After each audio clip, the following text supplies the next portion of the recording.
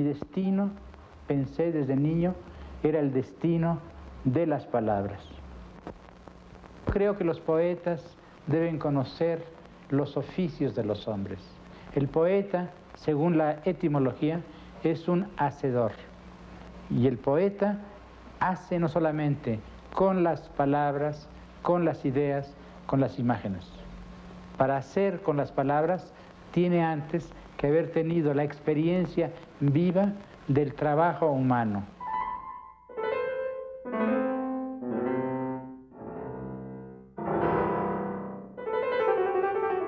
Me crucé con una muchacha. Sus ojos, el pacto del sol del verano con el sol del otoño. Nuestros cuerpos se hablaron, se juntaron y se fueron. Nosotros nos fuimos con ellos. Sí, tenían razón los poetas provenzales, los poetas de la Edad Media y los del Renacimiento, y los de la Edad Barroca y los modernos, cuando dicen que el amor comienza con los ojos. Y cuando dicen también que el amor, que los ojos despiden, arrojan flechas, se dice todavía el flechazo. Pero claro, el combate de las miradas es muy peligroso, porque es destructivo. Entonces gentes se empiezan a ver y terminan por no ver nada o por destruirse. Porque el amor, que es creador, también es destructor. Hay una potencia destructiva en el amor. Y la única manera quizá de salvar al amor es cuando dos personas que se están viendo deciden también mirar juntas hacia otra parte, más allá de nosotros. Caramba, sigue lloviendo, siempre llueve.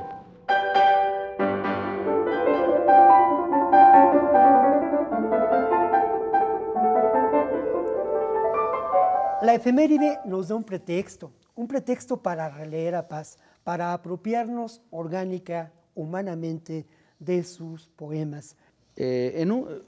Paz es un poeta de la modernidad y su vida transcurrió en un momento cumbre de la modernidad y su muerte coincidió con la irrupción de México a la posmodernidad. Y mi pregunta es, en un México donde se están expresando fenómenos de diversidad, lo mismo anarquistas, anarcopunks, todo el movimiento, por supuesto, feminista, el movimiento religioso, la diversidad religiosa, el crimen organizado como un actor político. ¿Cómo nosotros podríamos hacer o cómo podríamos interpretar que alguien como Paz podría perdurar en esa lógica? Un clásico podría perdurar en una lógica posclásica, digamos, ¿no? Porque es un pensamiento crítico. Pero ¿cómo lo digerirían? Tú imagínate, ¿cómo podría rescatarlo como un patrimonio el movimiento anarcopunk, por ejemplo, los movimientos anarquistas o toda la diversidad que tenemos?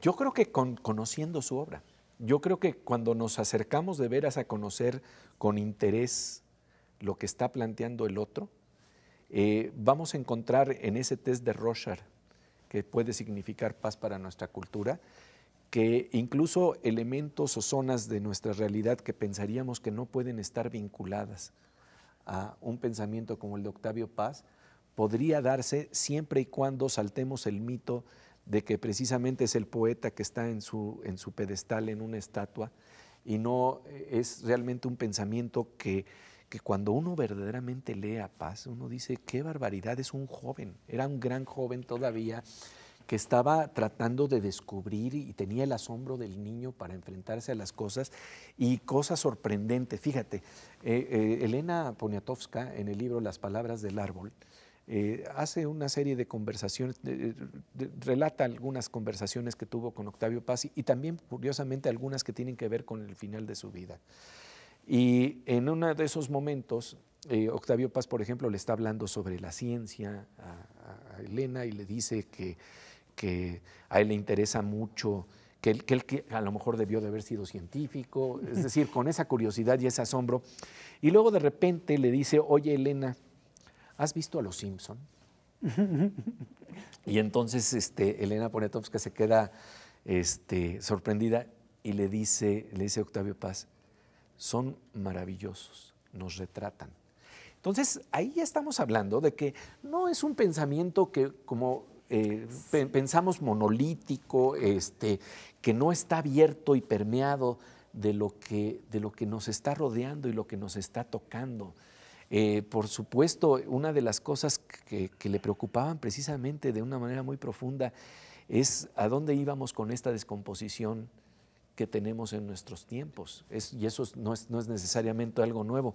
Pero lo que quiero decir es que si tenemos una disposición a ir al encuentro de un pensamiento que es un pensamiento crítico, nos vamos a llevar la sorpresa de que precisamente por eso perdura el poeta, siempre y cuando nos acerquemos a sus poemas, no pensando que se trata de unas estatuas de mármol, sino que esas palabras son vivas, que esas palabras nos hablan, que esas palabras nos interpelan. Ahora, si estamos cerrados a la interlocución, pues ese es también un problema. Ese es un problema de nuestros tiempos. Sí, hay algo que a mí me gustaría un rasgo mucho de la posmodernidad en México es la polarización social. Y en ese sentido, en esa lógica de polarización social, evidentemente Paz es leído entre diversos grupos. Yo no le llamaría descomposición, yo llamaría en la diversidad de grupos sociales y expresiones que tenemos, Paz es leído como alguien claramente de las élites en un momento en que hay una enorme polarización social que tiene que ver con el tema de las élites. Pero precisamente yo pienso que eso tiene que ver por la cerrazón. Exacto. Porque realmente lo mismo podríamos decir de la ciencia, que es un conocimiento para élites, y podríamos decir prácticamente de todo gran momento de la expresión humana, que no es para todos. Y yo creo que lo que podemos aprender en Paz, si lo sabemos leer, es que realmente está cantando a México, está expresando lo más profundo de nuestro laberinto de la soledad y ver si podemos salir del laberinto de la soledad hacia una palabra que es básica en Octavio Paz, que es la palabra comunión. Y aquí quisiera recordar nuevamente un fragmento de un gran poema, Piedra de Sol, en donde justamente si leemos con delicadeza lo que nos está planteando, vamos a ver que no se trata de algo que es para una élite, es algo que tiene que ver con nuestra condición humana. El poder leer nuestra condición humana, si no queremos leerla, bueno, pues estamos en libertad de no leerla, pero lo que está planteando ahí es precisamente la posibilidad de entender o de tratar de vislumbrar lo que somos, ¿no?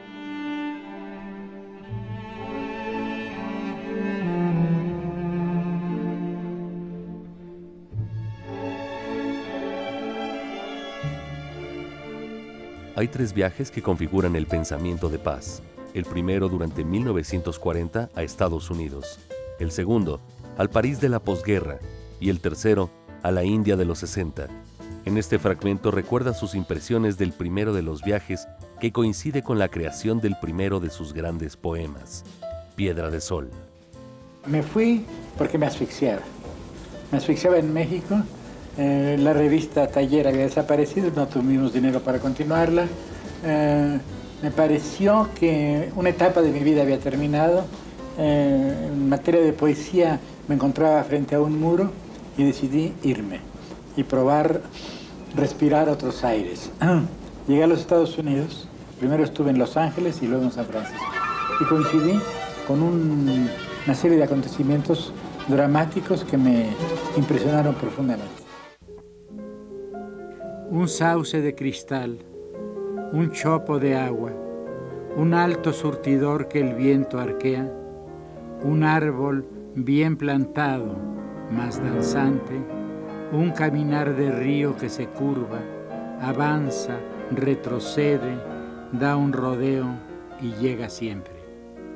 Un caminar tranquilo de estrella o primavera sin premura, agua que con los párpados cerrados mana toda la noche profecías, unánime presencia en oleaje, ola tras ola hasta cubrirlo todo, verde soberanía sin ocaso, como el deslumbramiento de las alas cuando se abren en mitad del cielo. Un caminar entre las espesuras de los días futuros y el aciago fulgor de la desdicha, como un ave petrificando el bosque con su canto, y las felicidades inminentes entre las ramas que se desvanecen. Un sauce de cristal, un chopo de agua, un alto surtidor que el viento arquea, un árbol bien plantado, más danzante, un caminar de río que se curva, avanza, retrocede, da un rodeo y llega siempre. Y hay un fragmento de Piedra de Sol, ese gran poema de Octavio Paz, en donde está precisamente cantando a esa posibilidad de entendernos de una manera más amplia y más en una dimensión en donde hacemos comunidad. Dice en los versos: puerta del ser, despiértame, amanece. Déjame ver el rostro de este día, déjame ver el rostro de esta noche. Todo se comunica y transfigura, arco de sangre, puente de latidos, llévame al otro lado de esta noche. A donde yo soy tú, somos nosotros, al reino de pronombres enlazados. Puerta del ser, abre tu ser, despierta, aprende a ser también, labra tu cara, trabaja tus facciones, ten un rostro, para mirar mi rostro y que te mire, para mirar la vida hasta la muerte. Rostro de mar, de pan, de roca y fuente, manantial que disuelve nuestros rostros, en el rostro sin nombre, el ser sin rostro, indecible presencia de presencias. Bueno. Con esto no hay nada más que decir. Marco, muchas gracias por estar con nosotros en el programa. Gracias, Marco. gracias, Muchas Pepe. gracias, Buenas Marco. noches. Y de veras, Pepe, muchas gracias por Un estar con placer, nosotros Víctor, y compartir la palabra de Octavio Paz. Muchas y gracias, la presencia de Octavio Paz que perdura.